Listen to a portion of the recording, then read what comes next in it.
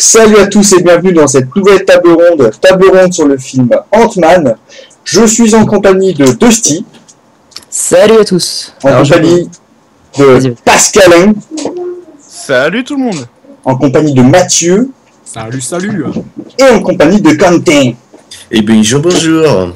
On ne présente plus les chaînes, c'est plus nécessaire, je pense. La Dream Team. Dusty qui est trop déçu au ballon. Non. On va commencer. Dusty. Alors Dusty, par contre, petite parenthèse, je veux du grand Dusty. Je veux du Dusty qui parle. D'accord, Dusty? Du Dusty qui s'affirme. Qui s'émancipe. Ouais. Il a fait ça. Ouais. Motivé. Bien. Donc, premier tour de table, premières impressions sur le film Ant-Man, et on va commencer par Dusty. Dusty, qu'as-tu pensé de Ant-Man? Alors, dans la globalité, j'ai plutôt bien apprécié, comme je pense la plupart des personnes ici. Moi, j'attendais surtout la version d'Edgar Wright, donc, et en fait, j'avais un peu peur quand. Tu l'auras jamais. Hein? Tu l'auras jamais cette version. Ah oui, je l'aurai jamais. Quand il s'est cassé du projet, j'ai eu un peu peur.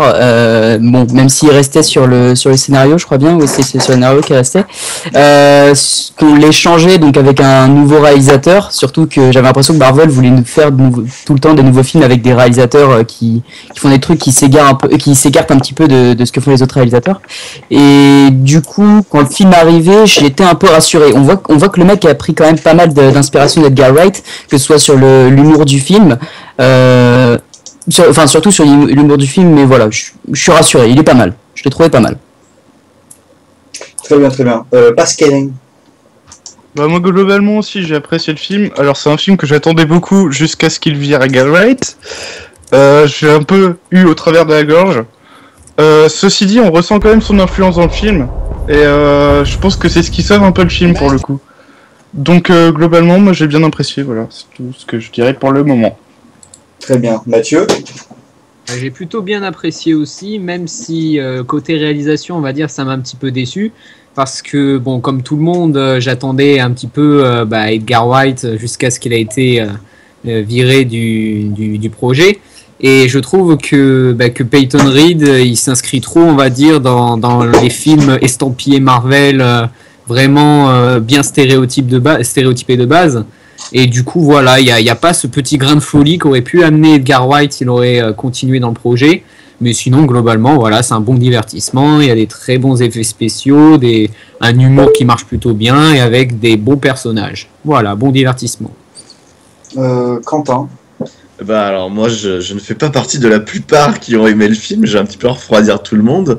Moi non, c'est la grosse déception, dans le sens où effectivement on sent l'ombre d'Edgar Wright sur tout le film, alors que le truc n'arrive pas à la cheville de ce que ça aurait pu être. C'est blindé de bonnes idées, mais c'est jamais exploité à fond. Alors je suis d'accord, le film est pas foncièrement mauvais en soi, mais c'est une grosse déception pour ma part vis-à-vis de ce que ça aurait pu être. Très bien. Quant à moi, alors je suis content de ce film après la grosse merde qui était Avengers 2, parce que pour moi j'étais extrêmement déçu d'Avengers 2. Donc c'est un bon film pour la continuité de l'univers Marvel. Alors après, par contre, certes, il y a plein de défauts. Il y a des choses qui sont pas très travaillées. Je pense que le départ d'Edgar Wright y est pour quelque chose.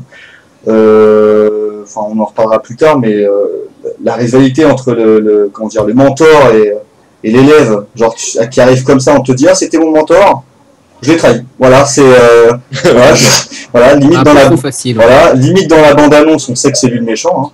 C'est clairement affiché même. Donc ces petits côtés de scénario, d'intrigue qui auraient mérité d'être plus discret, plus travaillé, parce qu'au final ça arrive comme une grosse plâtrée de soupe dans ton assiette là, d'un coup, hop, voilà, c'est le scénario, c'est ça. Donc voilà, mais le film est bien rattrapé par l'humour et je dirais, schématiquement, c'est un peu les Gardiens de la Galaxie. C'est-à-dire que si tu reprends le squelette du film, tu vois, De base, la base du truc, c'est les Gardiens de la Galaxie, c'est la même chose. J'expliquerai pourquoi après. Enfin, voilà. Donc ouais, il est pas trop mal, mais un peu déçu par le scénario légèrement simpliste. On va commencer par le scénario. Donc, qui veut nous faire un petit synopsis du film? C'est là qu'on regrette qu'il n'y ait pas Adam. Voilà. C'est ça. Ouais, Quentin, petit synopsis.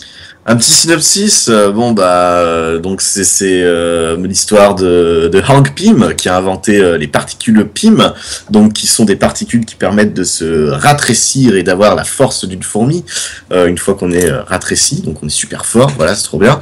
Et du coup, il a mis cette technologie au placard jusqu'au jour où son ancien élève, son rival et tout, a réussi à recréer cette technologie et qui veut la vendre à des méchants gens mal avisés et qui veulent faire du mal au monde et tout ça.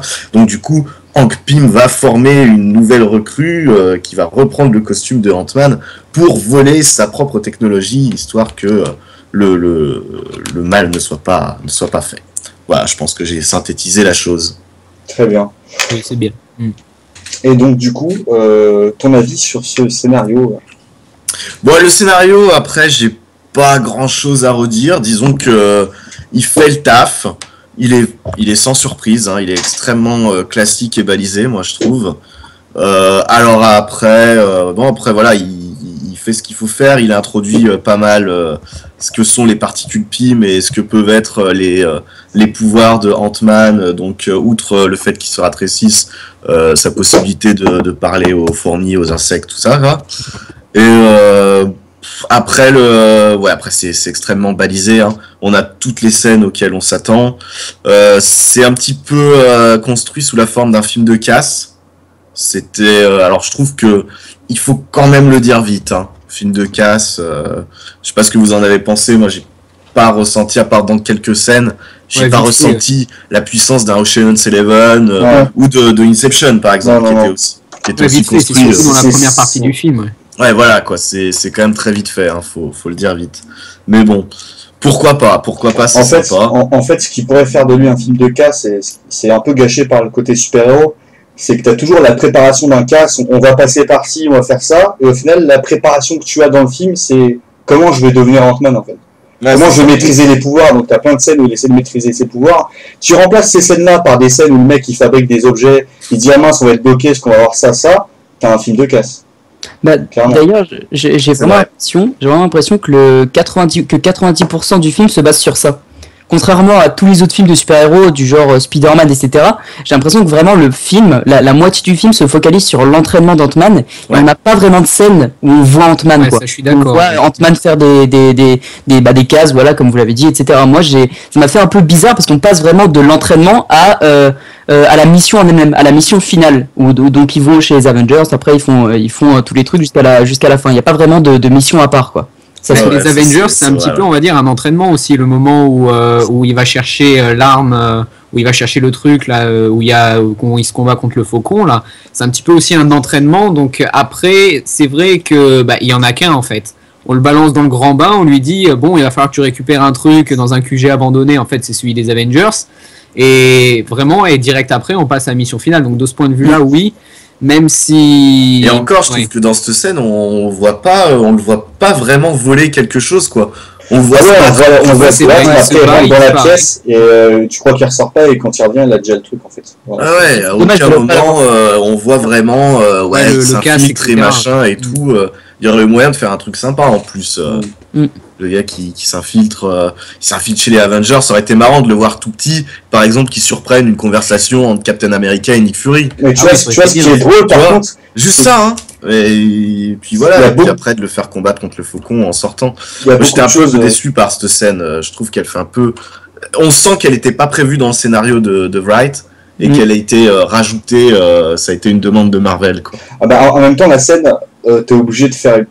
Peut-être pas de la sorte, mais une scène où tu le vois se rapprocher des Avengers, qui le sera de toute façon dans les prochains, et comme on sait que c'est des films avec une certaine continuité, il faut bien commencer à introniser ce personnage-là, tu vois. Oui, mais là c'est mal fait, c'est ce que je veux dire. C'est pas très bien fait, tu sens ça sent vraiment, c'est fait avec sans subtilité, quoi. Ouais. Honnêtement, une scène post-générique aurait largement suffi pour faire le truc, quoi.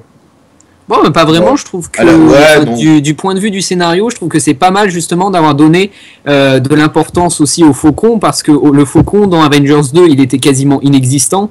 Et ici, le fait de montrer qu'il faut pas se voiler la face. S'ils ont mis le Faucon, c'est parce que mettre Chris Evans ou Tony Stark, ça coûtait trop cher. Ouais, ça coûtait trop cher. C'est surtout que le prochain film, c'est pas Avengers, c'est Civil War.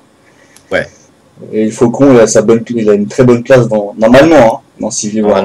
Non, mais Civil War, c'est un petit peu un Avengers bis aussi, hein, parce que ça s'appelle Captain America Civil War, mais enfin, il y a quasiment tous les Avengers, quoi.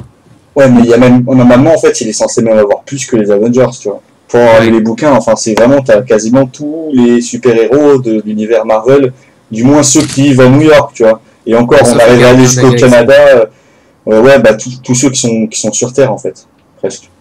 Ouais, mais après, on va pas se voiler la face, on sait très bien que ça sera pas comme... On en aura une dizaine, et puis voilà. C'est sûr. Ouais, on est d'accord. Donc Quentin, je te laisse terminer, excuse-moi. Non, mais après, j'ai pas grand chose d'autre à dire sur le scénario. Après, on en reviendra sur les personnages, peut-être avec le méchant, quoi. Non, après, c'est plus la réalisation, moi, qui m'a déçu. Le scénario, je le trouve pas mal, il y a des bonnes bases, mais je pense que tout aurait pu s'imbriquer de façon un petit peu plus fluide, un petit peu mieux, quoi. Là, ça fait vraiment... j'arrive avec mes gros sabots, tac, tac, tac, il faut mettre ces passages obligés...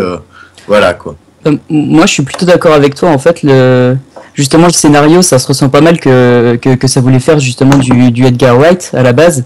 Et d'ailleurs justement en fait comme je crois que tu en avais parlé en plus tout à l'heure, que ça voulait s'imbriquer un petit peu avec des nouveaux réalisateurs, choisir des réalisateurs qui font des trucs qui sortent un petit peu de ce que faisaient tous les réalisateurs, que bon c'est peut-être un peu peut-être pas des yes man, mais des réalisateurs de blockbusters du genre tous ceux qui ont réalisé les Marvel de la phase 1 et de certains de la phase 2.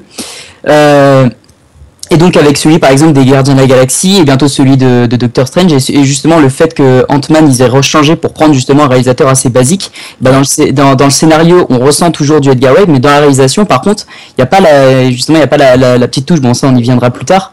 Mais c'est assez dommage parce que le scénario en lui-même partait vraiment d'un bon truc, quoi. Et il y a plusieurs scènes qui je pense auraient mieux marché justement avec du Edgar Wright. Justement les scènes avec les scènes de Van où t'as Michael Pena qui parle, je me souviens plus de son nom en tant qu'acteur, le meilleur ami d'Ant-Man, quoi, où il fait des blagues, où il dit il y a mon pote qui a parlé avec un voilà, et donc je pense que ça aurait mieux marché avec une réalisation à la Edgar Wright, ces scènes-là. Bah après, carrément, ouais. Même les scènes où il se rapetissent, je trouve qu'elles sont pas super sublimées, donc je pense que Edgar Wright aurait fait un meilleur taf. La seule scène qui est vachement pas mal, c'est celle où il est dans la baignoire en fait. Ah ouais, j'allais le dire, ouais. Avec la 3D, ça donne un bel effet de profondeur, après, etc. Je l'ai pas vu en 3D, mais... Et on s'y croit vraiment. Franchement, c'est plutôt bien joué la réalisation. Bon, après, juste pour la baignoire, parce que même contre, dans la scène scénario, parce que sinon après on va passer sur réalisation, on en parlera plus tard. Alors, niveau scénario, ce que j'aurais à dire, c'est que je suis pas très très fan du scénario, parce que je trouve qu'il traîne beaucoup en longueur au début. Et au début, on essaie vraiment en fait d'introduire le personnage de Scott, etc. Pour qu'on ait une empathie, j'ai l'impression, pour lui. Le problème, c'est que j'ai l'impression que ça marche pas vraiment. Ça marche pas vraiment parce que en soi, un ex-cambrioleur qui veut se racheter, qui a sa fille, etc. C'est un petit peu tous les personnages Marvel, quoi. Tous les personnages Marvel ont ce côté un petit peu meurtri, on va dire. Enfin, qu'ils ont un but. Qu'ils ont un but précis et qu'ils ont une cause à sauver, et du coup on essaie de nous introduire le personnage de Scott et on s'en fout à la limite un petit peu, parce que à la limite j'ai plus ressenti d'empathie pour Darren Cross que pour Scott, quoi. Ah ouais, pour Darren Cross. Au niveau, rien qu'avec une scène au moment où on te montre Darren Cross qui discute avec Hank Pym là, et qui dit oui non mais pourquoi, enfin j'ai pas trop compris cette scène là, mais il dit pourquoi tu ne m'as pas choisi, etc. Ouais. À la limite j'ai plus ressenti d'empathie pour lui, quoi. Juste savoir, est-ce qu'on va on va aussi aborder, parce que je me souviens plus, est-ce qu'on va aussi aborder les personnages, ou le scénario c'est aussi les personnages? Non, les personnages c'est après. Ouais, les personnages c'est après, d'accord. Ok. Juste juste une petite dernière chose alors, c'est aussi je me suis rendu compte en fait le film il essaie d'avoir un rythme assez rapide pendant toute la durée du film j'ai l'impression et donc il y a les scènes qui sont un peu obligées entre guillemets dans les films Marvel et donc la scène un petit peu dramatique on va dire donc les scènes de discussion entre personnages et je trouve dans le film elles ralentissent vraiment mais alors vraiment le truc là je sais pas si vous vous souvenez de la discussion dans la voiture quand on est arrivé à cette scène c'est une scène auquel je m'attendais mais quand je l'ai vu arriver j'ai dit oh non j'espère que ça va pas durer trop longtemps parce que quand je l'ai vu arriver dans la voiture où il parlait avec la fille c'est une scène qui pour moi a vraiment mais alors vraiment ralenti le rythme du film quoi. Ah ouais il faut toujours qu'il y ait une scène de révélation comme ça qui entache un peu le rythme ouais je suis d'accord à ce point de et autant je trouve dans d'autres films ça allait dans d'autres films Marvel autant dans celui-là je trouvais qu'il y avait un rythme vraiment rapide et juste au moment où cette scène je l'ai vraiment ressenti arriver cette scène là quoi. C'est contrairement à d'autres films Marvel. Moi, c'est vrai qu'au niveau du scénario, j'ai trouvé assez classique en fait, mais ça marche bien comme pour tous les Marvel, j'ai envie de dire. Seul problème, il y a toujours le problème du méchant qui est un peu en retrait. Par contre, je trouve que le personnage principal est pas assez mis en avant dans le scénario, et j'ai l'impression qu'ils axent plus le truc sur Hank Pym et sa fille. C'est un truc qui m'a vraiment un peu dérangé. Le truc, moi j'ai ressenti ça, mais je pense sérieusement que c'est parce qu'en fait, Hank Pym c'est censé être le premier, comme ils l'ont pas intronisé avant. Je pense que pour les fans, ils ont vraiment fait l'effort de dire ouais, ok, il y a Scott Lang, d'accord, mais avant il y avait Hank Pym, et il y avait telle personne, il y avait la guêpe avec lui, machin. Ils expliquent vraiment le truc pour pas que t'arrives et que tu te dises ah bah c'est Scott Lang tout de suite, tu vois. Oui. Mais je trouve que ça casse un peu. C'était un personnage qu'ils avaient mis un petit peu de côté, alors qu'en fait on se rend compte qu'il a plein d'implications dans l'univers Marvel qui découlent des Avengers. Enfin, à un moment, en tout cas, on sait qu'il connaît Tony Stark, qu'il connaît même le père de Tony Stark, puisque il le dit, il dit ouais, j'ai caché la technologie à Stark et tout. Vous en doutez bien pourquoi. Enfin, tu sens qu'il y a du background, quoi. Donc, ça paraissait important de revenir sur le personnage. Ouais, mais du coup, je trouve que ça casse un peu le rythme du scénario dans la première partie. Justement, et j'ai trouvé très longue la première partie jusqu'à ce que il y a la formation et puis là ça s'emballe un peu plus quoi.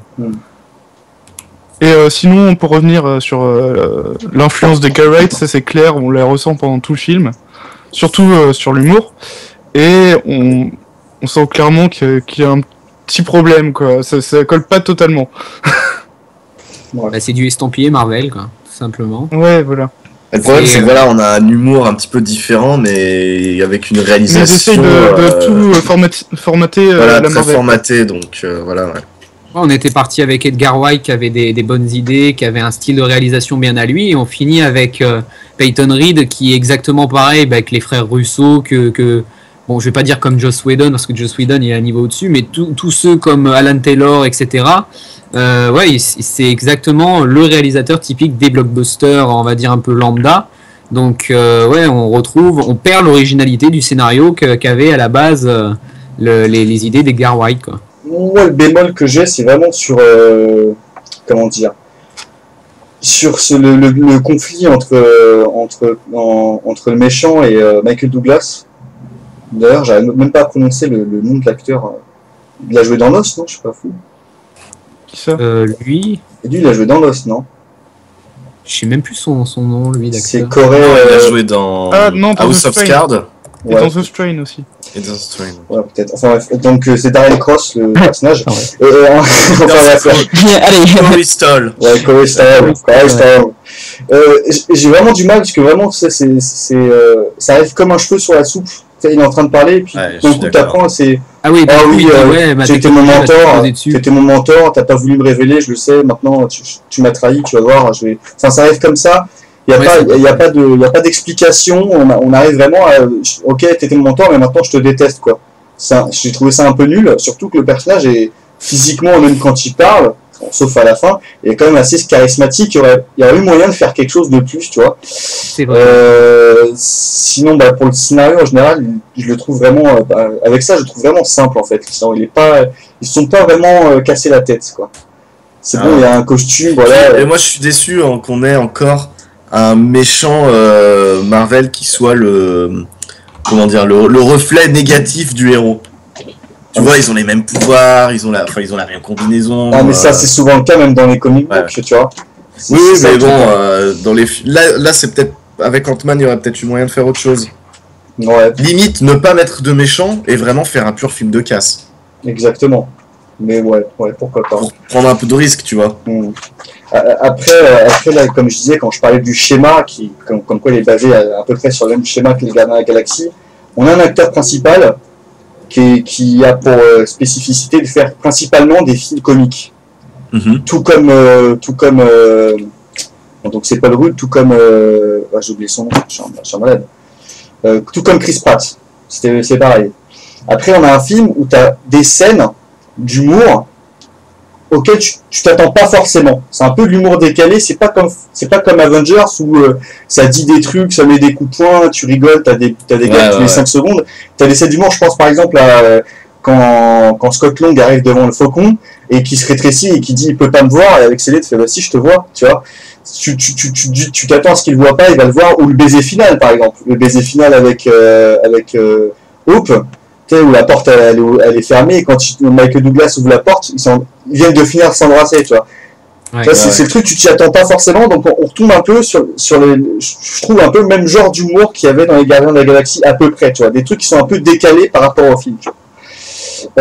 Et puis comme tu l'as dit Quentin, le méchant, en mode enfin voilà, c'est genre comme si tu mets pas de méchant, c'est pareil, c'est genre je suis le méchant et voilà et tu meurs et c'est terminé, tu vois.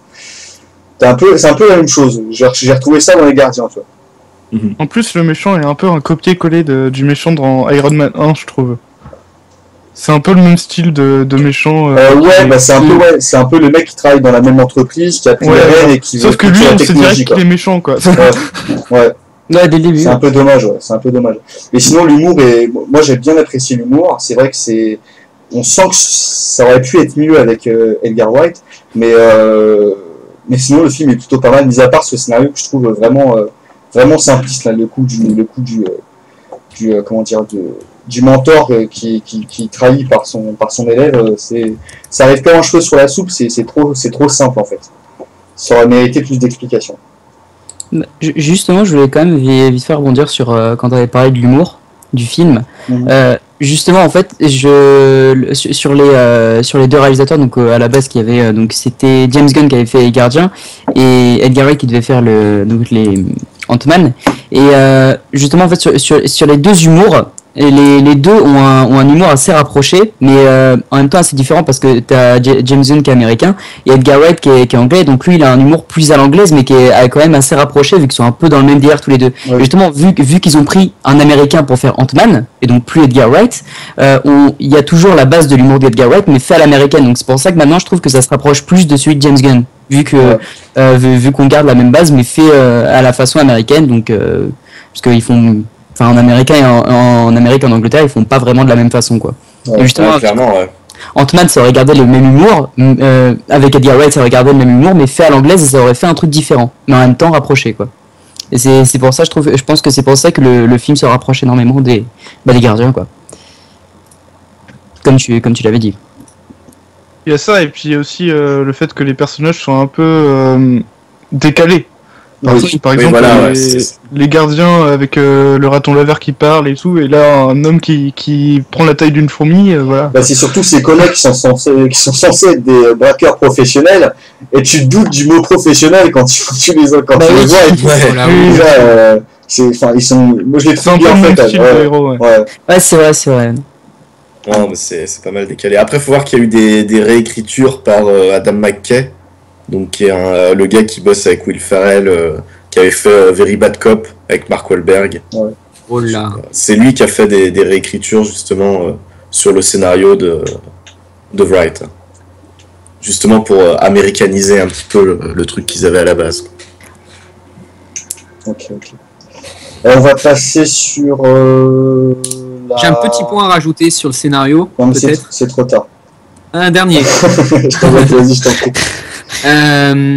Est-ce qu'on a le droit de spoiler ou pas? Oui, bien sûr. Oui. Alors, il y a un point que j'ai toujours pas compris, c'est l'omniprésence encore d'Hydra. Parce que Hydra, on nous le montre dans Captain America 2. Captain America, il se combat contre Hydra. Dans Avengers 2, on nous montre que Hydra est éradiquée, donc avec tout au début, là, quand il tue Strucker, etc. Donc normalement, ça doit être fini. on doit se dire, ils vont passer à un autre méchant. Donc le méchant, à mon avis, ça va être Thanos, etc. On doit passer à un autre méchant, on doit passer à une autre menace. Et là, on nous resserre Hydra encore. Donc ça, Civil War, on va avoir. Ouais, Civil War, t'auras Hydra à tous les coups. En fait, Hydra, en fait, c'est même dans les comic books, hein, c'est jamais vraiment éteint. Il y a toujours des. De toute façon, quand on coupe une tête, il y en a deux qui reviennent. Voilà, exactement. C'est le principe du truc. Il y a des souches dormantes. Tu sais pas. Tu penses que t'as vaincu et en fait non quoi. C'est quasiment la même chose dans le comic book. Alors après là ça m'a pas vraiment dérangé parce que au final c'est juste ils essayent. Enfin. Non, ouais, y a pas de. Voilà, c'est juste pour donner une motivation. Darren Cross essaye juste de vendre. Il aurait dit je vais vendre ça aux Russes, ça aurait été pareil en fait. Sauf que là, c'est ça. Ouais. Ils utilisent des. C'est un peu Hydra, c'est un petit peu la cellule terroriste. Oui, voilà. De l'univers Marvel, quoi. Ouais, voilà, c'est ça. Bah, moi, d'un côté, ça m'a quand même un peu pas dérangé, mais j'ai trouvé qu'il y avait une trop grosse omniprésence de Marvel dans le truc, juste pour bien montrer qu'ils font partie de l'univers Marvel, tu vois. Tout le temps parler des Avengers, tout le temps dire en fait ouais il y a toujours l'Hydra, etc. Il y a vraiment l'omniprésence qui était pas vraiment. En fait, je vais te dire un truc, j'ai trouvé ça moins dérangeant que dans Avengers même, où là t'as tout, mais genre t'as une overdose, tu vois. T'as tellement de choses. T'as envie de vomir tellement t'as de choses, t'as plein de trucs, qu'est-ce que je regarde, je sais plus. Là t'avais quelques trucs, la référence, on ne devait pas appeler les Avengers, voilà, terminé, et puis c'est tout, puis les locaux des Avengers, et c'est tout. En fait c'est une manière de dire, voilà, normalement en fait dans les comic books, Ant-Man il est là dès le début, c'est un membre fondateur des Avengers, il est là quasiment dès le début. Là en fait on le connaît pas, c'est une manière d'introniser, et je trouve que au final, le scénario est tellement simple que les gens peuvent y aller sans se prendre la tête. Et tu te dis, bah ouais, en fait, il va faire partie des Avengers. Enfin, c'est super simple, en fait, à comprendre. Et je pense que c'est pour ça que le film est simple. C'est pour vraiment pouvoir introniser ce personnage que, au final, à part les initiés, personne ne connaît, tu vois. Et pour une fois, ça contourne un truc assez récurrent dans la phase 2 de Marvel. C'est qu'on a enfin d'autres héros dans les films Marvel. Oui. Iron Man 3, il n'y a personne qui intervenait. Ouais. Pareil pour les Agents... Enfin, pas Agent of... qu'est-ce que j'ai dit Captain America. Ils ont Captain America 2, tu vois le faucon, en fait. Oui, mais bon, je veux dire, t'as pas... Par exemple, Hawkeye, il aurait pu se pointer, non? Ouais, il commence de plus en plus. Je pense que ils en gardent sous le pied parce que pour un Infinity War ou pour un Civil War, par exemple, ils doivent en sortir de leur poche, tu vois. Mais pas oublier que prochainement, après, tu vas avoir Doctor Strange, tu vas avoir Black Panther, tu vas avoir Miss Marvel, ou Captain Marvel, comme vous voulez. Justement, le fait de prendre le Faucon, qui est pas encore super populaire, je trouve que c'est une bonne façon d'apporter Ant-Man dans l'univers, sans pour autant en faire des masses, quoi. Bah ouais, moi j'ai bien aimé, moi j'ai trouvé que c'était pas... J'ai pas ressenti l'overdose que j'ai eu en voyant Avengers 2, quoi. Enfin, même si c'est pas vraiment subtil quand il parle des Avengers et tout, voilà, j'ai pas ressenti cette overdose. Et surtout, j'étais content qu'on t'explique ce que Hank Pym était avant, et ce qu'il faisait avant, qui il le faisait, comment il le faisait, tu vois. Et ça m'a plu, qu'on ne dise pas juste qu'Hank Pym c'était Ant-Man avant et terminé, tu vois. Là, on te montre sa femme et sa collaboratrice qui était la guêpe, là. Après, bon, c'est pas vraiment dans l'histoire, mais sa fille va reprendre le costume et elle va être avec Scott Long. Ils ont fait une petite modification par rapport au comic book, mais c'est pas vraiment dérangeant, quoi. Voilà, on peut passer sur la réalisation. Ah. Et là, il y a des choses à dire. Ouais, là, il y a pas mal de choses à dire. Moi, je voulais parler d'un truc, d'abord. Première scène, hein. C'est quoi cet effet vieillissement dégueillage? Pour le coup, c'est ce que je trouve le plus réussi. Ah non, mais non. Tu sais, quand j'ai vu l'effet vieillissement, j'ai pensé... Vieillissement, tu veux dire rajeunissement? Non, vieillissement, quand tu vois... Ah merde, attends. Ouais, rajeunissement pour Michael Douglas, c'est bien fait. Et vieillissement pour l'actrice qui fait l'agent Carter. Ah oui, d'accord. Oh là là. J'ai pas remarqué ça. Bah, elle est vieillie, en fait. Ils m'ont fait des traits. Honnêtement, je me suis cru dans Harry Potter... Harry Potter, la scène de fin, là, vieillissement dégueulasse, effets spéciaux, smartphone, vas-y, je te filme, je te vieillis, tu vois. Trop moche, quoi. Mais par contre, Michael Douglas, c'est bien fait, par contre, son effet rajeunissement, c'est terrible. C'est pas trop, enfin, comment dire, c'est ni trop, ni pas assez, quoi, c'est vraiment pas mal. Par contre, le vieillissement de l'agent Carter, hein, quoi? Même l'autre, Je veux là, dire, hein, heureusement qu'on la voit pas longtemps, quoi. ouais, heureusement que c'est une fraction de seconde. Bah pareil, ça c'est une petite dédicace, hein, il y a Jean Carter, tu vois, histoire de Ouais. dire, ouais, on est bien dans l'univers Marvel, voilà quoi. Mm-mm. Moi je vous laisse, qui veut débattre. Alors moi je sais pas si ça, bon a priori non, ça n'a pas fait le même effet, mais moi j'avais vraiment l'impression en termes de réalisation d'être devant un téléfilm. Mm. Alors rien que tu prends bon le cadre, alors je sais pas, il a décidé de faire ça en 16/9, donc j'ai trouvé ça très particulier, et puis c'est vraiment filmé façon télé quoi, avec beaucoup de gros plans, beaucoup de champ contre champ, c'était pas vraiment, enfin. On est loin des montages fous de Edgar Wright, de ce que ça aurait pu être, quoi. Mm. Et je trouve, alors après, dans les scènes d'action, jamais les pouvoirs de Ant-Man ne sont magnifiés, quoi. On voit que le gars, il avait qu'un truc en tête, c'est... Donc voilà, ouais, il est petit, donc hop, on le fait sauter un petit peu partout, mettre des coups de poing, c'est rigolo. Et on dépasse jamais ce stade, quoi. Alors Bah, les seules scènes où tu peux apprécier ça, c'est les scènes que tu vois dans la bande-annonce. Par exemple, la scène où il Bah court oui, sur ouais, le oui. pistolet pour mettre une patate au mec, c'est dans la bande-annonce, tu vois. Et Bah, Scène qui qui avait était- déjà été faite par Ouais. Edgar Wright d'ailleurs. ouais. et mieux faite. Si Oui. tu vas regarder Le footage. Ouais. le footage, il est déjà, parce que là ils le font courir sur le flingue de profil, alors qu'avant il avait vraiment joué le truc en 3D, il arrivait de face, donc on jouait vraiment sur la profondeur et tout. Ouais, donc c'est quand même un peu dommage, quoi. Après, je sais pas pour vous, bon, en termes de lumière et tout, c'est assez plat. Assez sombre, ouais, j'ai l'impression.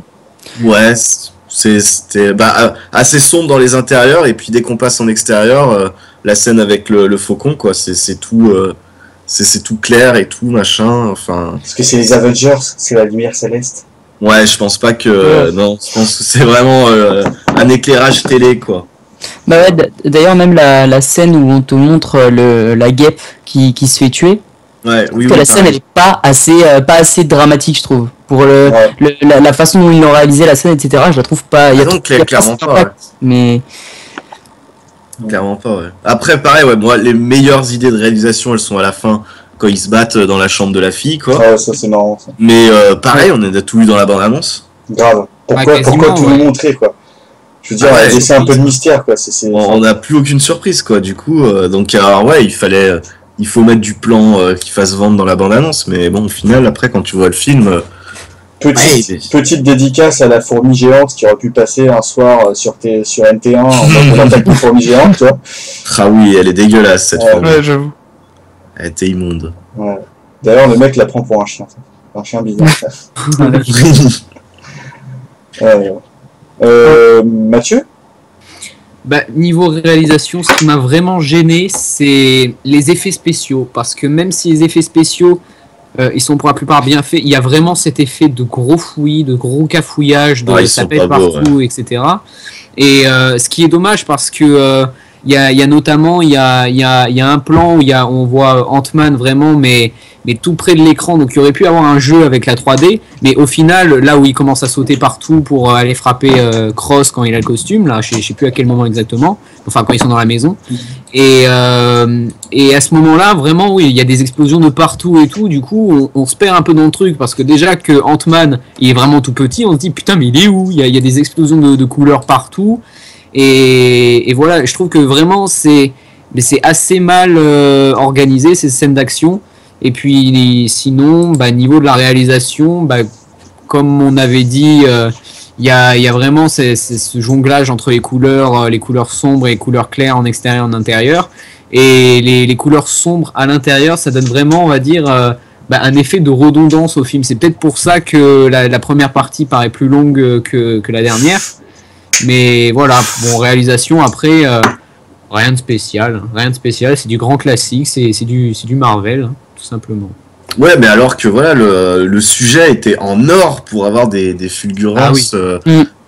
Pareil, à la fin, quand il passe en taille la subatomique, ça c'est une idée que je trouve excellentissime. C'était vraiment une des meilleures idées du truc, mais ça dure 2 minutes, et puis voilà, on aurait pu être dans un espèce d'univers complètement onirique et tout, en faire un truc vraiment bien, quoi, et... Ah, c'était pas... À part le fait que C'était tu pas vois que extraordinaire. quand il continue à rétrécir, t'as l'impression que l'atome, ça devient l'espace, t'es dans l'espace, après voilà. Il a eu moyen de faire quelque chose vraiment un peu un mindfuck, tu vois, un truc de... Ouais, voilà, c'est ce que je veux dire, ouais, ouais. Genre il rétrécit tellement et qu'il est dans l'espace, tu vois, c'est un truc genre... au final, il y a de l'espace dans l'espace, tu vois, un truc de malade, finalement, c'est vrai que c'est assez plat, c'est quoi. assez plat, ouais.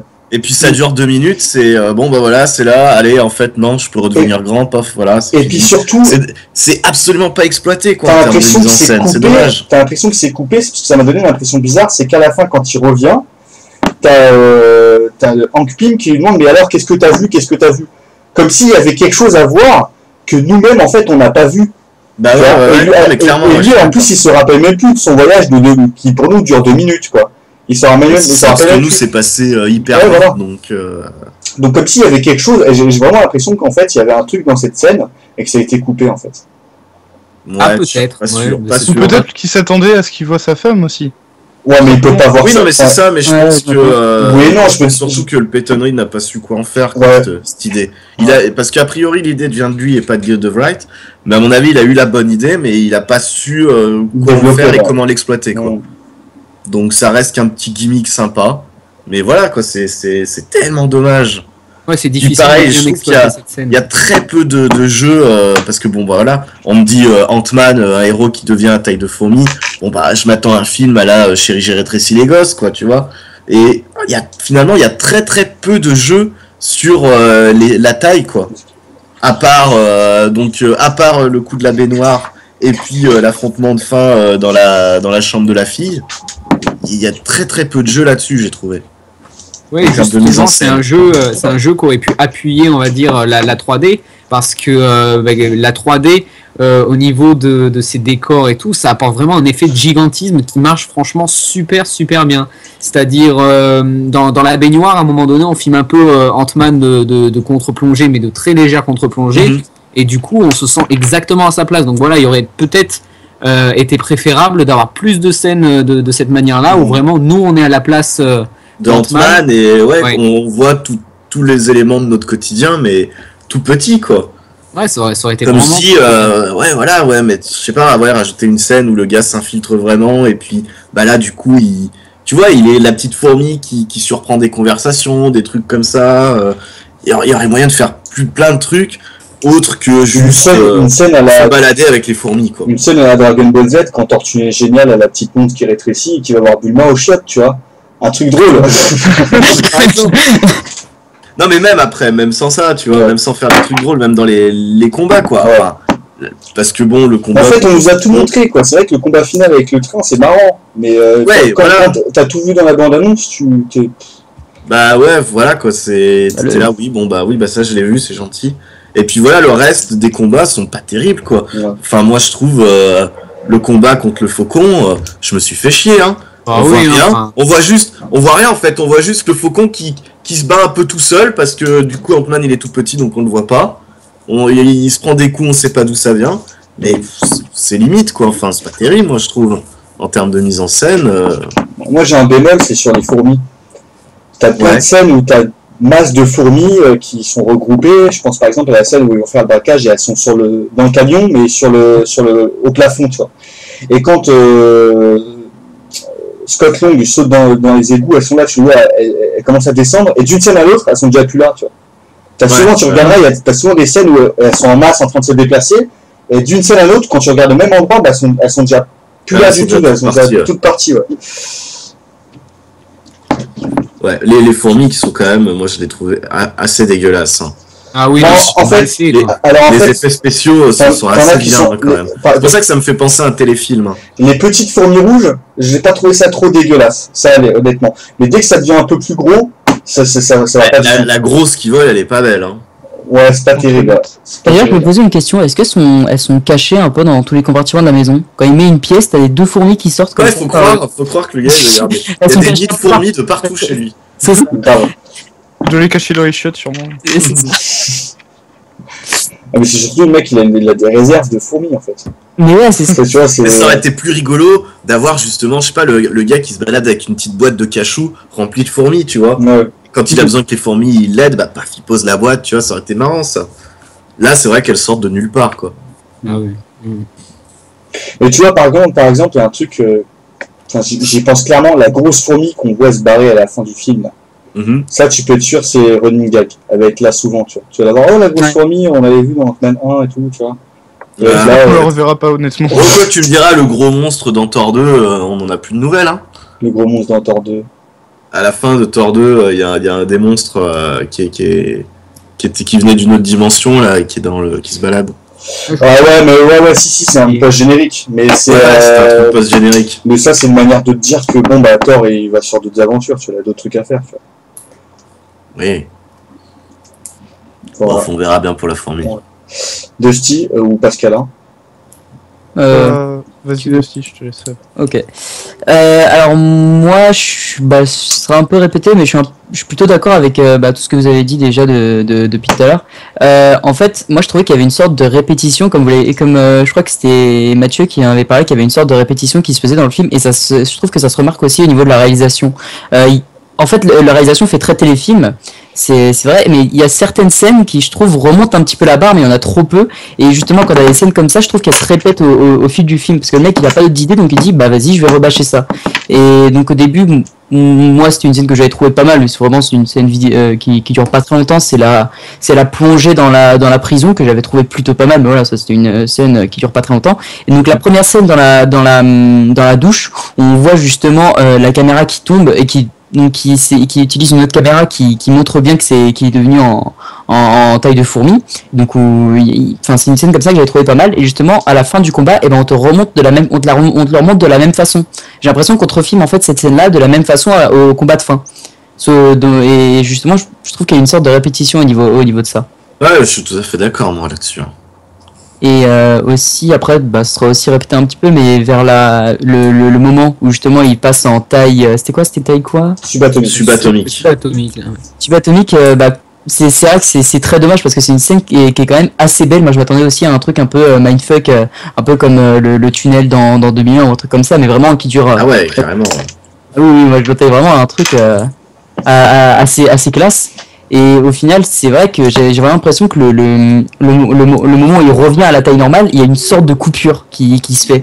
On a pas, je trouve que c'est assez dommage à ce niveau-là. J'aurais bien aimé vraiment revoir le moment où il redevient en taille normale. J'ai l'impression qu'il revient vraiment d'un coup, quoi. Et c'est assez dommage au niveau de ça. Il y a un truc qui aurait été pas mal, à mon avis, à exploiter avec la scène où il se balade là dans le vide après être tombé dans la taille subatomique là, c'est de lui avoir donné en fait de lui donner une sorte de vision qu'il pourrait avoir sur l'avenir, on va dire, des Avengers, etc. Donc par exemple qui arrivera dans Infinity Wars, parce que Tony Stark dans Avengers 2 il avait eu une vision comme quoi tous les Avengers allaient mourir. Après je crois que c'est Thor, Thor il a eu une vision comme quoi il avait vu les games de l'infini là. Ouais, sauf que on va pas reparler de ça, parce que ça c'est le truc le plus énervé d'Avengers 2. C'était tellement coupé, c'est tellement coupé que c'est n'importe quoi. Et je pense que ça aurait gagné vraiment à avoir un sorte de clin d'œil sur la suite des aventures des Avengers, où Ant-Man il serait dedans. Peut-être il aura un clin d'œil sur le rôle que jouera Ant-Man contre Thanos, quoi. Déjà, ça aurait été pas mal. Déjà tu sais qu'il y a Ant-Man dans Civil War. Ouais. Mais ça, j'ai vraiment... le film est censé clôturer la phase 2, et on sent vraiment le côté transition pour amener vers la phase 3, quoi. Vers Civil War. Et surtout avec la fin, quoi. Surtout avec la fin et les scènes post-génériques. Je me posais une question d'ailleurs par rapport à ça. C'était dès l'arrivée d'Edgar Wright qu'ils avaient prévu de faire ce film-là à la fin ? Non, en fait, il était prévu avant Avengers 2 de base. Ouais, de base. À la base, il était même pas prévu dans le Marvel Cinematic Universe. Hein. Parce que... Oui, de base, il devait être standalone, quoi. Je me dis quand même, les mecs, ils se sont rendus compte que le projet allait de plus en plus dans la merde, on va dire, et ils ont laissé ça à la fin. Alors je sais plusieurs personnes n'ont pas aimé Avengers 2, mais je pense qu'Avengers 2 aurait bien mieux clôturé la phase 2. Parce que là, vraiment, finir sur Ant-Man, quoi, c'est... Oui, non mais clairement, oui, clairement. Non mais c'est sûr. le film par rapport à ce qu'on a eu dans la phase 2, par rapport même si je l'aimais, hein, par rapport à Guardians ou à plusieurs autres, genre, voilà quoi, c'est pas sur ça qu'on devrait finir. Ah, mais clairement. Voilà. Voilà. On va passer à autre chose si tout le monde a fini. J'ai pas parlé pour la réalisation, mais c'est pas grave. Ah bah il y a eu un temps de silence, fallait prendre la parole. C'est comme ça que ça se passe, faut s'imposer monsieur. C'est pas parce qu'on a une jolie chevelure qu'il faut... Vas-y, pardon. Donc ouais, pour la réalisation, bon, je vais reprendre vite fait tout ce qui a été dit. En gros, c'est assez classique, c'est pas digne d'un film de cinéma, on est d'accord. Mais il y a quand même quelques fulgurances. Alors, il y a une scène que vous avez pas évoquée, mais que j'ai trouvé géniale, c'est la scène dans la valise. Avec l'iPhone. Ouais, t'es pas mal du tout. Que j'ai trouvé plutôt aussi sympa. Qui était pas dans la bande-annonce pour le coup, pour une fois. Et puis, bien sûr, la scène de la salle de bain. Mais c'est vrai que les combats sont assez brouillons. On comprend pas forcément ce qui se passe parce qu'il est souvent sur des plans très larges. Et du coup, on voit juste le petit Ant-Man. On essaye de le fixer, mais on n'arrive pas à se concentrer dessus, en fait. Mais je crois que c'est voulu, les scènes comme ça. Hein. Mais en fait, je pense que le problème, justement, oui, c'est voulu, mais en fait, au lieu de prendre un plan large et de nous montrer un tout petit Ant-Man qu'on voit pas, ça aurait été mieux de nous mettre, nous, à la place de Ant-Man et de voir un monde immense. Ouais. Je pense que... le peu de scènes qui sont appréciables, dans la mallette et dans le train qui fonce dessus, des trucs comme ça, là, quand t'es à la place des personnages, c'est celles qui nous plaisent le plus. Hein. Quand il se met à la place d'Ant-Man dans la baignoire, c'est pareil. Mais ça me fait penser à quelque chose, justement, Gérald, quand tu as évoqué la scène de la valise. Ils ont repris un petit peu le même système que dans Guardians, j'ai l'impression, justement, à mettre des musiques un petit peu en décalage avec l'univers en lui-même. Je pense qu'honnêtement, ça, c'est un truc qui est resté d'Edgar Wright. Ouais. Parce que c'est bien son genre de truc, ça. Ouais, après, ça arrive une fois, hein, Oui. Ouais. On est loin, quand même, de Gardien de la Galaxie, c'était très riche. Ouais, parce que moi, ça m'a rappelé la scène de Shaun of the Dead avec Queen. Ouais, c'est vrai. Ouais. Ah oui, cette scène. Donc, voilà. Mais, pour revenir, encore à Edgar Wright, du coup, il y a certaines scènes de montage très rapide, un peu à la Edgar Wright, et qui est pas aussi percutante que si Edgar Wright l'aurait fait. Si ça avait été lui, ouais. Par exemple, la scène d'entraînement, ou justement la scène où il découvre ses pouvoirs, où il va dans la discothèque et tout, qui sont des scènes qui auraient pu être bien mieux, je pense, qui finalement tombent un peu à l'eau, quoi. C'est un peu dommage. Et pareil, je pense que quand on parlait des scènes de dialogue aussi, qui étaient un petit peu chiantes par rapport au rythme rapide qu'avait le film, je pense que Edgar Wright ne les aurait pas tournées comme ça. Quand tu vois ces scènes dans Scott Pilgrim ou le dernier club avant la fin du monde, le gars arrive à faire des scènes d'action avec des scènes de dialogue quasiment. Ouais. Parce qu'il a un montage de ouf et voilà quoi. Donc je pense que ce serait beaucoup plus passé, alors que voilà, Peyton Reed fait un truc tout plat, tout lisse. Ouais, et puis je pense qu'aussi Peyton Reed a pas forcément eu le temps de faire ce qu'il voulait parce que Edgar Wright s'est fait virer, je crois, un mois avant le tournage. Ouais, 3 semaines, je crois. Ouais, donc je pense qu'il a pas pu trop s'imposer non plus, quoi.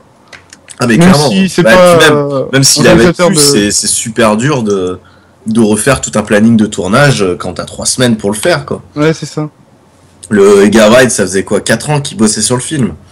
Donc c'est pas la même préparation, quoi. Donc du coup, on sent bien que l'autre il galère un peu, il essaye de rattraper le truc, mais bon. Heureusement qu'il y a un peu le fantôme d'Edgar Wright finalement sur l'humour qui garde un peu le truc, mais... Bon, d'ailleurs, les scènes les plus drôles, c'est les scènes avec Michael Peña, hein. C'est celle où Michael, pardon. Où t'as ce montage, comme vous dites, un peu comme Dernier Pub avant la fin du monde, où c'est que t'es très vite, il parle très vite, t'as la petite musique qui va avec, c'est ce qu'il y a de plus drôle en fait. Hein. Ça revient un petit peu à justement quand je vous avais dit tout à l'heure que les scènes où dramatiques faisaient retomber le truc, c'est que Edgar Wright, lui, je pense qu'il a voulu vraiment reprendre le montage cut de Edgar Wright, sauf que vu qu'il sait pas que le mec il a pas l'air de savoir vraiment raconter d'une façon assez dynamique, on va dire, par rapport au reste du film, une scène de drame, bah, c'est ce qui a fait retomber le rythme du film. Alors qu'avec Edgar Wright, oui, je pense qu'il aurait su. Après, dans les scènes drôles, moi je les trouve convaincants. Hein. Je n'ai pas trouvé que c'était nul. Hein. Non, mais même dans les scènes moins drôles, tu vois, Edgar Wright les aurait pas filmées comme ça. Aurait insufflé du rythme au truc, quoi. Après, des fois, t'as des scènes de blanc qui sont. Moi, j'étais mort de l'air. À la fin, quand il fait, bon, bah. Et alors, il me cherche ou il me cherche pas? Et t'as le personnage de Luce qui fait. Tu réponds pas, genre, il aussi la tête, genre, tu sais pas, oui, non, ouais, c'est tout. Non, j'étais mort de l'air. Je t'en pouvais plus. Ah, moi, il m'a pas beaucoup fait rire. Moi, j'ai trouvé qu'il était drôle, quand même. Moi, honnêtement, j'ai trouvé que c'était le personnage le plus drôle de Louis. Oui, non, mais lui, il est rigolo. Ouais. Mais globalement, le film ne m'a pas fait beaucoup. Ouais, bah c'est. Il y a quelques scènes comme ça qui font un peu rire, mais autant je m'étais éclaté devant un Gardien de la Galaxie. Ah oui. Ah oui. Autant là. Mais je te dis, moi, ce qui c'est sympa. Ce qui me donne du baume au cœur, c'est après Avengers, après ce que j'ai eu pour Avengers 2, je suis content d'avoir ce film quand même. Même si on est d'accord, c'est pas une franche réussite. On est tout à fait d'accord. Mais j'ai tendance à le bonifier parce qu'il arrive après Avengers. Ouais, je comprends. Les personnages, qui veut commencer? Allez, Dusty ou Pascalin, là, un des deux. Il n'a pas beaucoup parlé. Bon, allez, j'y vais. Bon, alors, les personnages restent assez classiques. On a toujours le personnage du loser qui devient un super-héros, donc Scott Lang. Ouais. Qui est un peu repris des schémas des autres films Marvel, donc je pense surtout aux Gardiens de la Galaxie. Et c'est un peu le même schéma, quoi. Et puis c'est aussi le même schéma d'ailleurs que les films de Edgar Wright, pour le coup. Je trouve qu'il est différent quand même par exemple d'un Star-Lord qui est vraiment un personnage genre qui veut faire le bien de base, alors que Scott Lang il est motivé par quelque chose de très égoïste à la base. Bah, il veut sauver sa fille. Après, sauver sa fille. Oui, mais voilà, c'est là que le truc est dommage, c'est qu'au début du film, on te dit qu'il a braqué un truc, mais qu'en fait, c'était un peu pour faire le Robin des Bois. C'était pas pour lui, en fait. C'était une multinationale qui volait je sais pas quoi, et puis il a dispersé l'argent. Il a dispersé l'argent à toutes les personnes. Je crois que c'est un truc dans le genre. Mais on passe tellement vite là-dessus que tu restes sur, bah, c'est un cambrioleur. Et du coup, t'as du mal à avoir de l'affection, comme je crois que c'est Mathieu qui disait tout à l'heure, t'as du mal à avoir de l'affection pour ce personnage. Alors qu'on aurait appuyé le fait que, de son côté, même si c'était un cambrioleur, il essayait tout de même, à l'époque, de faire le bien.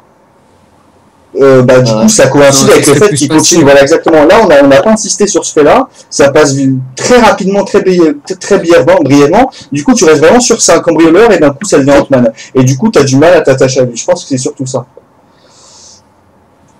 Ouais, moi j'aurais à l'inverse, j'aurais bien aimé qu'ils appuient plus sur le côté qu'ils en fassent vraiment un vrai connard qui a un chemin de rédemption, quoi. Ouais, bah pareil, tu sais, ça aurait changé, quoi. Parce que ouais, à la limite, on a Tony Stark, il est un petit peu, mais bon, c'est Marvel, quoi, aussi, qui nivelle un peu tout. Ouais, il est un petit peu, bah d'ailleurs, tu vois, par exemple, Tony Stark, ça devient un vrai connard dans Avengers 2, tu vois. Alors qu'avant, tu l'as jamais vu à ce point-là, tu vois. Donc, un revirement de personnalité comme ça, c'est un peu dérangeant aussi, tu vois. Bon, après, le personnage de Scott Lang, on l'avait jamais vu au cinéma avant, donc ça aurait pas été dérangeant. Par contre, ce que je voulais dire, c'est ce qui est intéressant, c'est que je sais plus ce que je voulais dire. Putain de merde. C'est très intéressant. Le trou noir, j'avais jamais parlé, je me rappelle même plus ce que je voulais dire. Tu es tombé dans le subatomique. Voilà, et je me rappelle plus. Bah Pascalin, écoute, continue et puis si je me rappelle. Il te dira. Donc après on a le personnage. Ah, je me rappelle. Non, j'ai connu. Vas-y. Vas-y, je t'en prie. Le personnage le plus intéressant pour moi est quand même celui de Michael Douglas, donc Hank Pym, qui vole l'image of a Death à Scott Lang. Ouais. Et sa relation avec sa fille aussi est bien foutue, même si sa fille est un peu en retrait, je trouve, et un peu moins intéressante. Elle casse-couille. Ouais. Pourtant, j'adore Evangeline Lilly, mais là, j'avoue qu'elle est un peu casse-burne, là, un peu. Son personnage, elle est casse-burne. Oui. Non, elle, je l'aime. Après, Corey Stoll, donc qui joue le méchant, bon, c'est l'archétype du méchant, j'ai envie de dire. Seul problème, c'est que je trouve un peu ridicule en fait. Ouais, moi je l'ai trouvé vraiment putain. Parce Pas que moi, bizarrement. surtout le moment où il est avec sa chèvre là, j'ai trouvé ça oui. vraiment. Je pense que c'est un truc qui était voulu par Edgar Wright ça, mais à cause de la mise en scène ça marche pas. C'est ça. Il y a vraiment un côté ouais, je suis méchant pourquoi? Parce que t'as été pas cool avec moi, tu m'as viré, alors je suis devenu méchant. Je tue des chèvres. Voilà, et après, je vais vendre des trucs à des terroristes, t'as la mort, hein, je suis méchant. Tu vois, ouais, non, moi, il y a ce côté-là, je me suis dit, oulala, quoi. Surtout que j'ai vraiment l'impression que le méchant, en fait, quand on te le présente dans le film, en fait, il est méchant depuis toujours. Mais oui, vraiment, ça a toujours été un bad guy parce que dès le début, on le voit buter quelqu'un. Je dis d'accord, ok, oh, je me disais que il y a cette scène dans les toilettes. Quelqu'un, ah oui. Je pense que le gros problème par rapport au méchant, c'est que concernant le méchant, il y a eu l'écriture d'Edgar Wright, mais à mon avis, il y a il y a la manière de le mettre en scène de Peyton Reed. Du coup, c'est deux trucs qui collent pas vraiment. Et Edgar Wright, si ça aurait été lui qui aurait pris le film en main, il aurait eu toute la finesse dans la mise en scène, etc. pour mettre bien en place son personnage. Mais bizarrement, moi non, Darren Cross, je l'ai plutôt bien apprécié puisque il est en soi, il est assez charismatique. Et bon, après, le seul truc qui ne marche pas vraiment, c'est quand il discute avec Hank Pym justement et que en 2 secondes, ça fait bon, tu vois, est-ce que t'es fier de moi? Et d'un coup, ouais, ma technologie va t'exploser à la gueule. Ça va très vite. Alors moi j'ai eu un gros problème avec la scène où il lui dit oui, mais arrête, j'étais ton élève, machin et tout. C'est que, enfin, le gars a l'air d'être tellement un tel connard dans la vraie vie que je ne l'imagine pas une seule seconde être l'élève de Hank Pym. Ouais. C'est pas pour vous. C'est ce que je disais tout à l'heure, c'est qu'au final, c'est ça qui est très dérangeant, c'est que Corey-Stoll, il joue super bien son personnage, je le trouve plutôt convaincant, mais comme le background du personnage, il l'a amené comme ça, genre hop, j'étais ton élève, mais maintenant je suis un gros fils de pute. D'un coup, en fait, ça ridiculise, limite, tu pourrais croire que c'est mal fait alors qu'il joue très bien. En fait, le personnage, il en devient ridicule alors que c'est très bien fait. Tu mets un background à ce personnage dans le film, un bon background, et il est carrément convaincant, tu vois. Ouais, c'est un problème d'écriture, quoi, tout simplement. Dusty ou Pascalin encore Pascalin n'est pas fini, peut-être. Je voulais juste rajouter un petit truc sur les cambrioleurs. Les cambrioleuses Quoi? Non, ça me filme.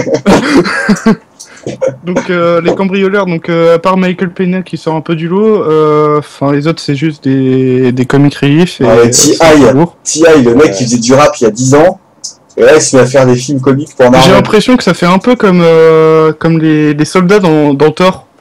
Genre les mecs ils sont là, ils viennent aider, mais on s'en fout un peu d'eux en fait.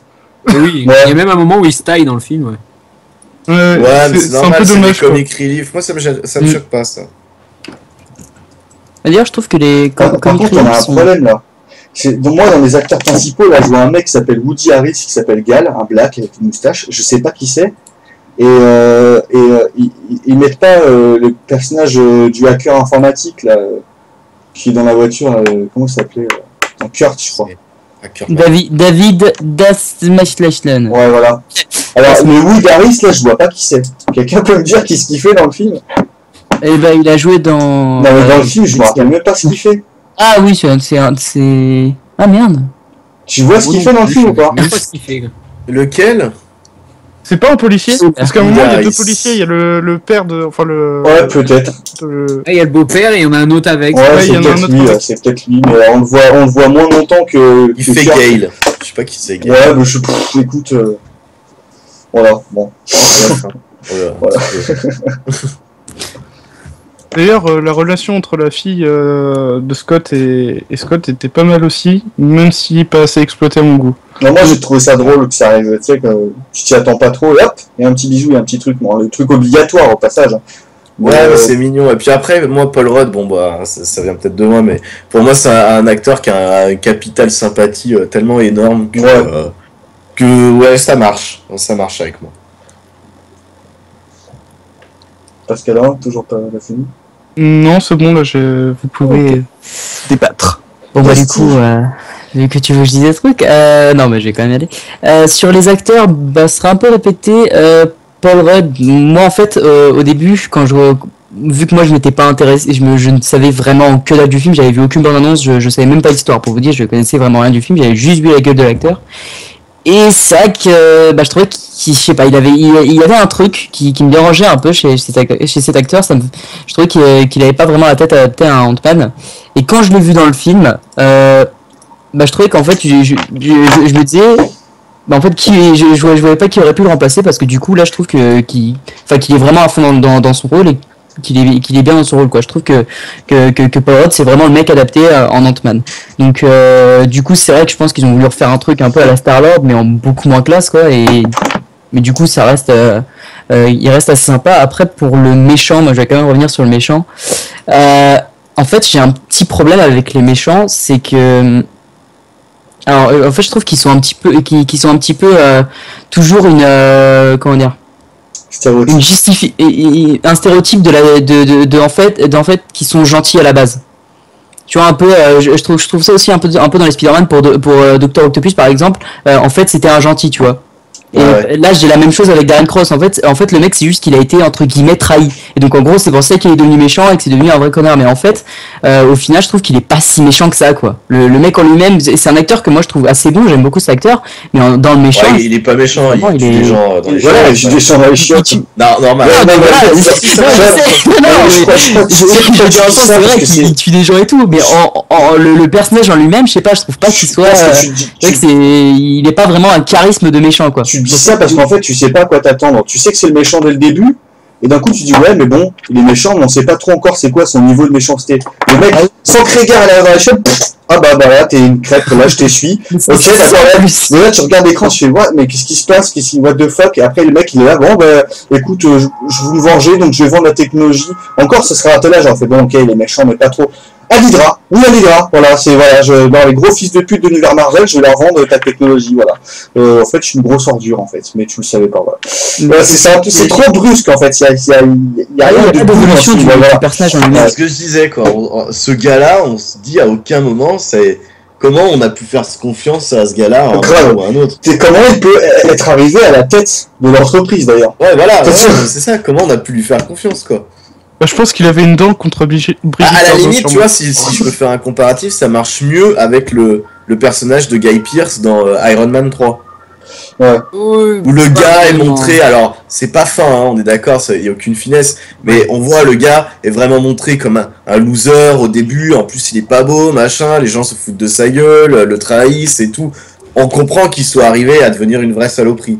Là, j'ai plus de mal, quoi, en 2 lignes de dialogue. C'est juste parce qu'il a pas voulu lui donner son secret, quoi. Je veux dire, le secret qu'il a fini par trouver tout seul, en plus. Donc, je veux dire, c'est que le mec est pas vraiment con non plus, tu vois. Et puis, il est tenace, hein, maintenant qu'il a le secret. Il dit, ouais, mais tu vois, maintenant, non seulement j'ai eu ton secret, mais en plus, je vais te pourrir la vie. Grave. Je vais vendre ton truc à l'Hydra. Enfin, c'est un peu, c'est dommage, ça aurait pu faire un bon méchant. Et encore une fois, petite remarque, j'avais déjà fait la remarque une fois, dans l'univers Marvel, on voit jamais vraiment quelqu'un mourir. Là, on voit faire, voilà, ça se trouve, il a l'état subatomique, et il pourra revenir plus tard, tu vois. Voilà, il n'y a pas un méchant qui meurt réellement, tu vois. Tu le vois crever, il n'y en a pas un. Donc bon, tu les verras tous dans Infinity War. Bah, mis à part Ultron... Non, Ultron, il meurt en hors-champ. Ouais, et en plus, il lui dit tu es le dernier, et après Ultron lui répond tu es bien sûr que je suis le dernier, et après il le tue. Donc bon, voilà, tu sais qu'il reste encore des Ultron quelque part.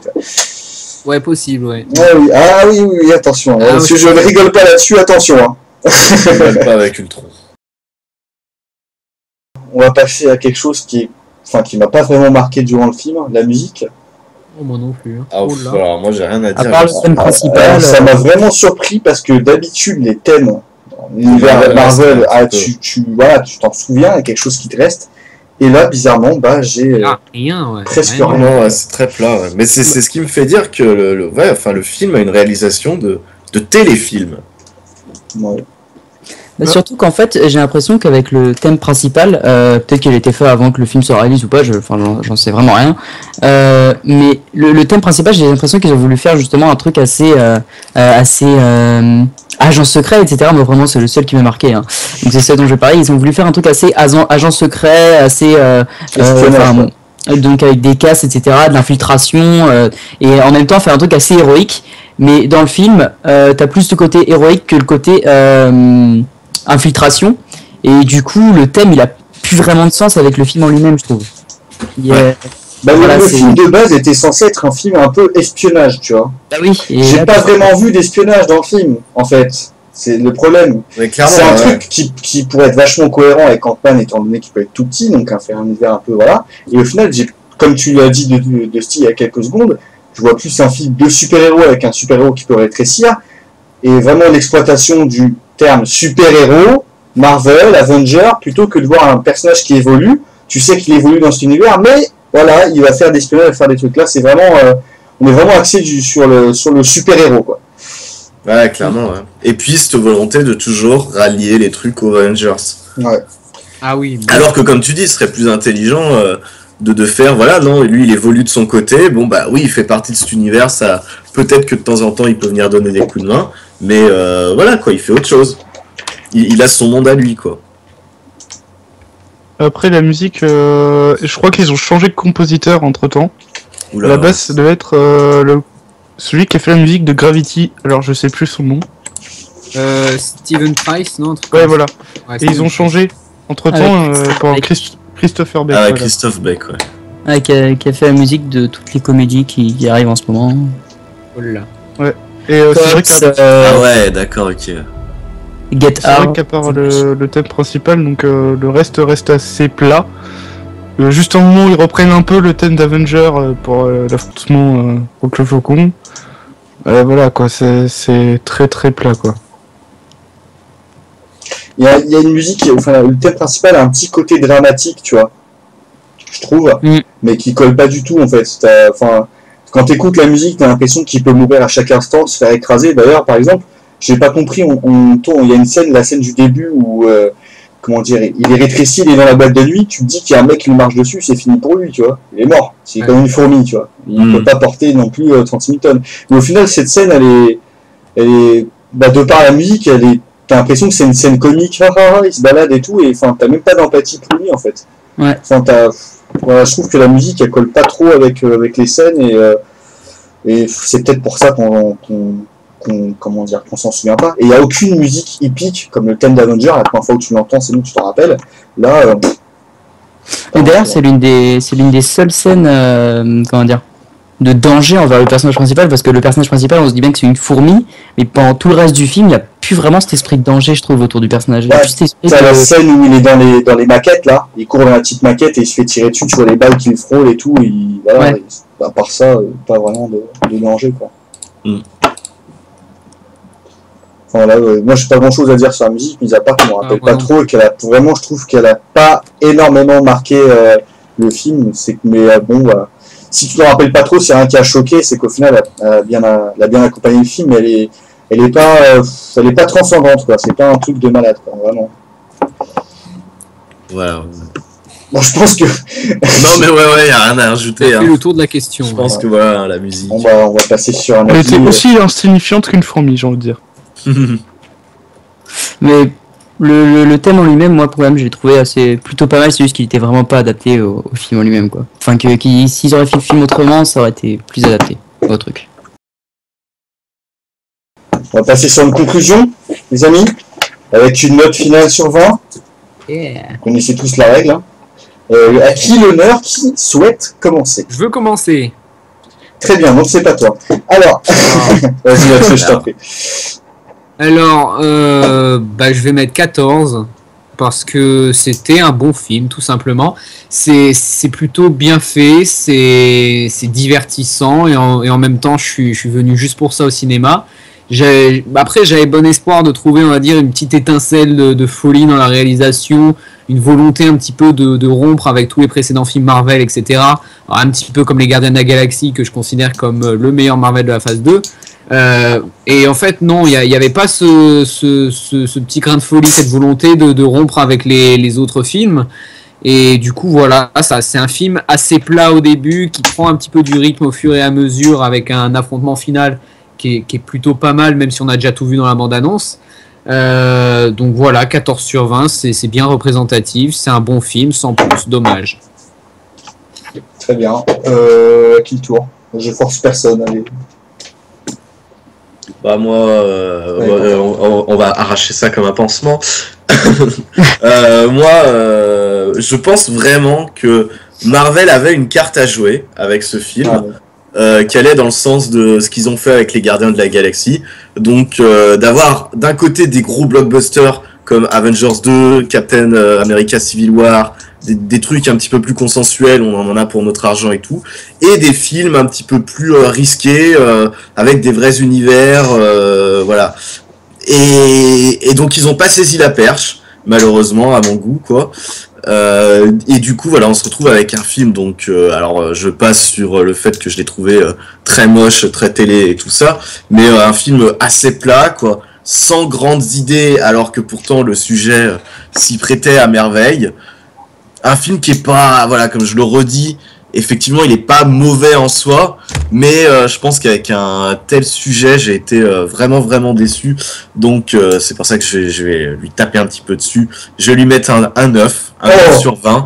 Ouais, pour moi, ça mériterait presque la moyenne.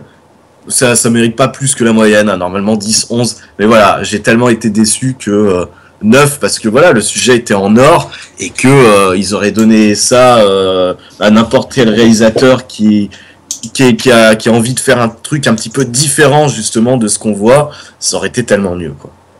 Voilà. Mesdames et messieurs, Anthony ici présent n'aime pas les fourmis. C'est pour ça qu'il vient de mettre un coup de bacon, le spray anti-fourmis, parce qu'il n'aime pas les fourmis, en donnant sa note de 9 sur 20. Une minute de silence. C'est vrai, si tu parles de moi, c'est Quentin. Pourquoi j'ai dit quoi? T'as dit Anthony. Je suis fatigué, désolé, veuillez me pardonner. C'est les fourmis, ça, c'est fatigant. Excuse-moi, Quentin, je t'aime quand même. Ouais. Putain, bon, je t'appelle Anthony, je fais la fin du démarre. Non, ça c'est va passer. Donc voilà, merci Anthony. Alors, quel bâtard. Pascalin ou Dusty? Allez, Dusty, moi je veux du Dusty qui s'impose, merde, putain. D'accord. Donc moi en fait j'avais plutôt été rassuré donc à la sortie du film, vu que moi je m'attendais vraiment à du très moyen, mais c'est vrai que de notre côté il m'avait quand même déçu sur certains points, hein, pas énorme. Donc du coup je pense que je vais lui mettre un 14 également, peut-être. Allez, un 14, oui, 14, ouais. Parce qu'il y a quand même pas mal de petites bonnes choses parsemées dans le film, mais il y a quand même beaucoup trop de choses qui font très blockbuster hollywoodien basique, sans vraiment de prise de risque. Ils ont voulu, je pense, garder le truc d'Edgar Wright, et ils n'ont pas rajouté énormément d'autres choses, comment dire, qui puisse sortir du lot. Et donc au niveau de la réalisation, je pense que c'est surtout la réalisation en fait, c'est surtout à cause du choix du réalisateur qui a eu beaucoup de problèmes. Je pense qu'il y a eu pas mal aussi de changements au niveau du scénario, parce que comment dire, au début on s'attendait vraiment à un film un petit peu de casse et nous faire un truc plutôt basique avec je sais pas, 50% du film c'est de l'entraînement, et au final on a qu'une seule trame narrative durant tout le film. On n'a pas vraiment de trucs faits à côté, et du coup j'ai quand même passé un bon moment parce qu'il y a quand même pas mal de trucs que j'ai trouvé.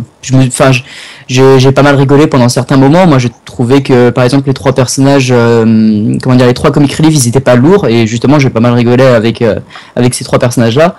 Mais voilà, j'ai passé un bon moment, mais c'est vrai qu'avec Edgar Wright ça aurait fait un bien meilleur truc. Voilà. Pascaline. Bon, alors pour ce Marvel à taille réduite, c'était pas formidable, mais désolé, j'étais obligé de la faire celle-là. Je suis désolé. Idéal. Donc c'était moyen, c'était appréciable quand même. Il y avait quelques bons moments. Le scénario globalement est assez bon. Enfin, ça reste du grand classique, hein, mais ça reste assez bon. Après, la réalisation, c'est vraiment là où ça pêche pour moi. Et franchement, j'ai encore en travers de la gorge pour Edgar Wright, parce que je pense vraiment que ça aurait pu donner un film au niveau des Gardiens de la Galaxie, facilement. Et ça aurait vraiment pu donner quelque chose de vraiment bien. Après, c'est pas la catastrophe que j'attendais, quand même. C'est quand même assez bon. Ça reste dans la moyenne des Marvel, on va dire. Donc je vais lui mettre un 12,5. Pas beaucoup plus, quoi. C'est assez petit de ta part. Hein. Voilà. Faut rester dans la veine. Je voulais rajouter tout à l'heure, tu parlais le film aurait pu être au niveau d'un Gardien de Galaxie, clairement, et en plus là il s'en mord les doigts au box-office, hein, c'est pas terrible. Hein. Ah Ouais, j'ai pas regardé. Je suis pas sûr qu'il aurait fait mieux au box-office, par contre. Ça, j'en suis pas sûr, honnêtement. Ouais, moi je pense qu'en allant plus à fond dans le concept, comme Gardien de la Galaxie l'avait fait, Gardien de la Galaxie était allé à donf dans son concept, quoi, et avait vendu là-dessus. Là, on sent le film qui est un peu sur la réserve, Voilà, sur c'est la ça. retenue, Qui qui a un peu honte de lui-même. J'ai l'impression que le film, il a un peu honte de Je lui-même. dirais il est maladroit. C'est qu'il sait pas, tu vois. Donc ce film, c'est un peu comme le jeune puceau, sa première expérience. Il sait il sait pas s'il doit y aller fort ou y aller doucement. Est-ce qu'il va faire mal ou pas? Il ne sait pas. Il est un peu maladroit ce film. Du coup, il y a pas mal de choses, comment dire, qu'on survole, alors que ça aurait mérité qu'on s'appuie dessus un peu plus. Je pense par exemple à l'intrigue du, comment dire, Putain, je perds mes mots, ça y est. J'ai dit ma connerie, ça y est, je perds mes mots. À l'intrigue du maître et son padawan, j'allais dire, qui au final, ça a mérité qu'on appuie un peu plus, et au final, non, elle arrive, pas comme un coup de trick dans un vagin tout neuf. Je t'ai trahi, tu m'as pas donné le truc. Voilà. C'est un peu trop rapide, trop lent, il n'y a pas le bon rythme, voilà. Ça aurait mérité d'être un peu plus doux, voilà, sensuel. Ce film, il est pas assez doux, il a pas assez, ça survole trop en fait. C'est dommage parce que du coup, il y a beaucoup de choses qui sont de ce fait tournées en ridicule. Par exemple, le méchant qui pourtant est bien joué, mais que je trouve ridicule parce qu'il a pas de background en fait. On sait même pas pourquoi il est méchant à ce point-là en fait. Donc c'est un peu nul. Sinon, du coup, à part ça, la musique on retient pas trop, hein, ce qui est un peu dommageable parce que je pense que dans tous les films Marvel, la musique, si on se rappelle, si on a bien aimé le film, on s'en rappelle, même Thor 1, le thème, je me rappelle. Pas forcément d'accord, par contre. Je parle pour moi, même le thème de Captain America, le thème de Thor 1, Iron Man, tout ça, je me rappelle. Là, le thème d'Ant-Man, voilà. C'est dommage. Après, bon, le point positif de ce film, c'est quand même que, qu'il arrive après Avengers 2, qui était, un suppositoire dans ton cul, quoi. Non, mais vraiment. Et, très condensé le suppositoire. Alors, oui, putain, tout ce qu'il y a dedans, c'est bien pour le fan service, mais putain, ça donne mal au crâne, il y avait rien d'intéressant. Et là, tu vois, au contraire, je préfère un film qui est plus doux et qui t'en donne un petit peu. Tiens, mange un petit peu de gâteau avec des morceaux de Marvel, tu vois, plutôt qu'un film qui t'amène un gros cake. Oh, tiens, voilà du Marvel, mange tout, mange gros porc, mange, là t'en peux plus, tu vois. Et là c'est ça, j'ai une overdose pour Avengers 2, et là c'était un peu plus doux, c'était sympathique, tu vois. Donc voilà. Et donc ce film, je vais lui donner la note de 14,1, pour pas faire comme vous les mecs qui comme d'habitude aiment bien mettre des virgules. Non voilà, non, il est pas mal, mais c'est vrai que tu sens qu'il aurait mérité d'être un peu plus poussé pour entrer un peu plus dans la veine de ce qu'étaient les Gardiens de la Galaxie. Tu sens qu'il se dirige dans cette direction, mais il fait pas l'effort d'aller plus loin. Et au final, ça reste sur place, tu vois. Ça n'avance pas, ça ne pousse pas vers cet humour-là, et du coup, c'est dommage. Tu le ressens en plus. C'est qu'il y a des scènes d'humour qui sont vraiment en décalage, ça te plaît, et puis il y a d'autres trucs qui sont carrément bof, et du coup, voilà, donc le film, il atteint pas le niveau, mais il reste bien meilleur qu'Avengers 2. Et voilà, c'est à peu près tout ce que j'avais à dire. Ah si, les effets spéciaux, voilà, qui sont des fois très bien. Par exemple, la scène du train, j'en reparle, ou la baignoire, ou des scènes ou des effets spéciaux très mal faits, comme les fourmis, les fourmis qui sont pas très bien faites. La scène de l'égout où il y a un bateau de fourmis, j'ai trouvé ça légèrement dégueulasse quand même. Je sais pas pour vous, ou tout ce qui est grosses fourmis, là, quand tu les vois, c'est pas très bien fait. Ah, les fourmis, c'était moche. Vraiment, le comparatif NT1, l'attaque des fourmis tueuses, on n'est pas loin. On n'est pas loin. Clairement. Voilà, et sinon, mis à part ça... Moi, j'arrive pas à savoir s'il m'a plus ou moins déçu que Avengers 2. Ah, moi, je te le dis clairement. Ouais, toi, moi, je préfère 1000 fois Avengers 2. C'est clair. D'ailleurs, tu préfères Avengers 2? Non, je préfère Ant-Man à Avengers 2. Ah, moi, Ouais. j'hésite Avengers encore. 2, je le... Ils m'ont pas déçu pour les mêmes choses. Ant-Man, je pense que je le mets dans mon top 5 Marvel. Ah ouais, carrément. Ouais, je pense, ouais. Marvel Comic Universe Marvel ou Studio. Marvel en général. Marvel Studio. Bah, parce que quand tu dis Marvel Comic Universe, ça englobe tous les films Marvel, en fait. Non, mais je voulais dire dans le sens ceux Marvel Studio ou... Disney. non, juste Marvel Studio, je parle. Parce que de toute façon, les autres, c'est de la caille. Donc, D'accord. Vivement le podcast sur les 4 fantasmes. ah là, non, mais ce film-là, enfin, comment dire, j'ai peur d'aller le voir. J'ai une boule au ventre. Ah ouais, bah ça pareil. c'est. Tu sais, il y a un truc qui me fait sursauter à Ah chaque ouais, fois que je vois la les bande-annonce. bonnes C'est quand je vois... J'espère que tu vas pas voir les choses dans ton anus parce que ça va faire très mal. Hein. c'est quand je vois dans la bande-annonce, ils font la présentation des personnages, genre le génie, hein, le fou, et là ils font le monsieur muscle, et tu vois l'acteur, le monsieur C'est muscle, Jamie Bale. le monsieur muscle, ok d'accord. C'est Billy Elliot. Ouais, c'est T'entends. Billy Elliot. Donc la table ronde est désormais terminée. Merci à vous les gars d'être venus. Mais de rien, c'était un plaisir de venir, donc je le redis. Voilà, c'est toujours un plaisir de te faire répéter. Puis j'ai pas besoin de faire l'annonce, parce que maintenant il y a un charmant monsieur qui fait l'annonce pour vous. Pour participer à la table ronde, ça se passe sur la page Facebook et Twitter. Vous cliquez sur le lien du Doodle et vous renseignez les dates et les horaires proposés auxquels vous êtes disponible en précisant votre prénom et votre adresse mail. Si vous n'avez jamais participé à la table ronde, envoyez en parallèle un mail à latableronde20@gmail.com avec l'objet « Candidature » dans lequel vous nous montrez votre motivation. Donc abonne-toi et je te fais un bisou. Merci à tous de nous avoir suivis. À la prochaine fois pour une table ronde sur d'un film de merde.